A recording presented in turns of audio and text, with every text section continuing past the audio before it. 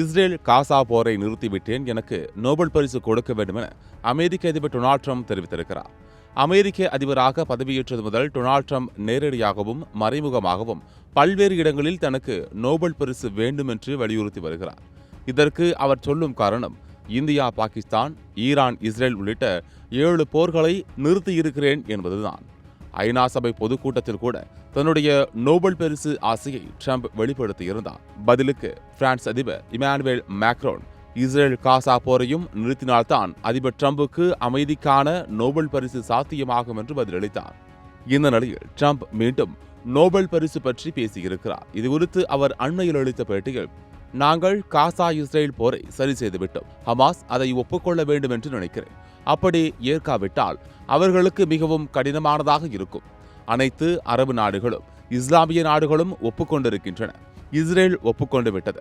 அது ஒரு அற்புதமான விஷயம். இஸ்ரேல் காசா போரை நிறுத்திவிட்டு எனக்கு நோபல் பரிசு கொடுக்காவிட்டால் அது அமெரிக்காவுக்கே அவமானம் ஆகிவிடும். எனவே எனக்கு நோபல் பரிசு கொடுக்க வேண்டும். இவ்வாறு பேசியிருக்கிறார்.